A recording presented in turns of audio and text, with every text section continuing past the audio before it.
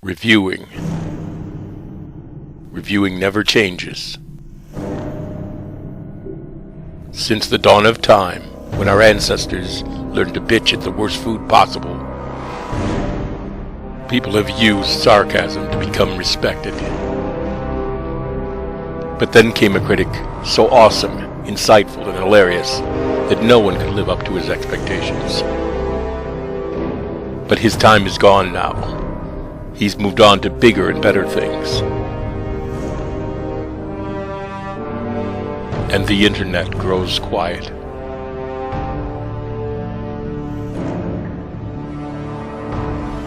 But there is yet hope for the internet.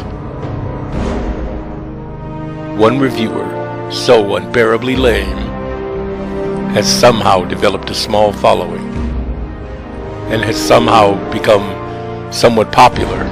Well, not popular really, but it makes little difference, because reviewing never changes.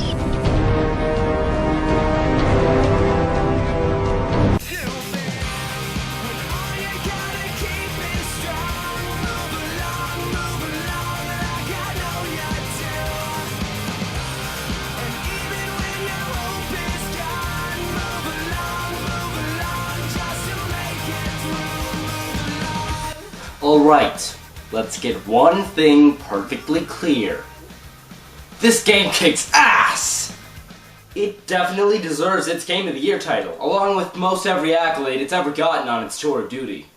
I will admit, I was a bit skeptical going into this, but a friend lent it to me, and it somehow got lost over by my Xbox. Well, let's not waste any more time. This is Fallout 3. Fallout 3 is a very rare game. In the way of, it sets out to do something, it accomplishes it, and it exceeds expectations.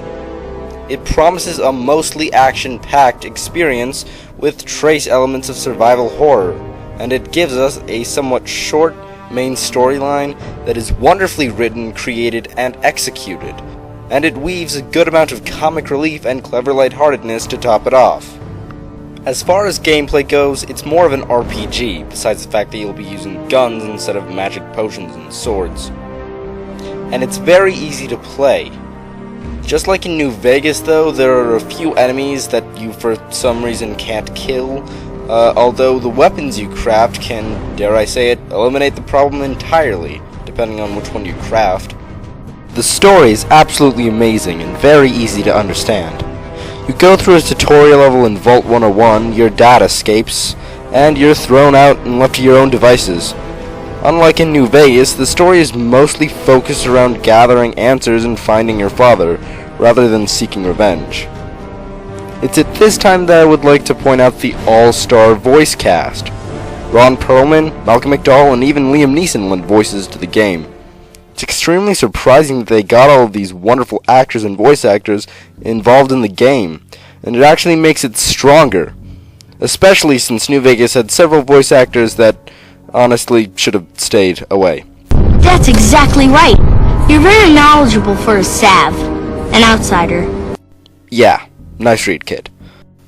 There are actually very few things wrong with Fallout 3. The only things that really tick me off are the poor draw distance, the far too often glitches, and the overpowered monster characters. Oh, and for some reason, the more save files you have, the longer it takes to load area to area, and sometimes you'll find it half-loading. That is to say, it freezes the picture and doesn't give a loading screen. You're just staring at that while it loads. The upside to all of these? They are extremely overlookable. The main quest, as well as the abundance of side quests, are so addictive as well as fun and rewarding to complete that you barely ever notice the flaws. This is one of the best RPGs I've ever played, and it definitely earns its Game of the Year award. 10 humiliating Deathclaw deaths out of 10.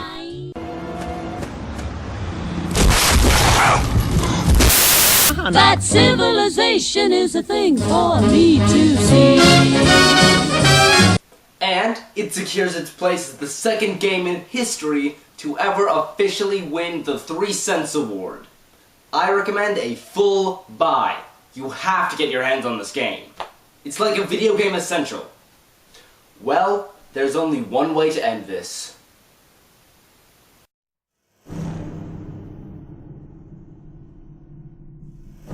And so it was that a lone reviewer from southern Vermont rated the game Fallout 3 as one of the best games ever made.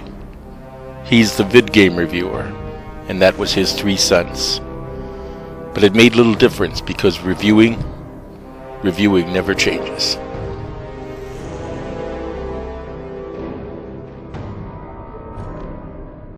They have things like the atom bomb. So I think I'll stay where I am. Civilization, I'll stay right here.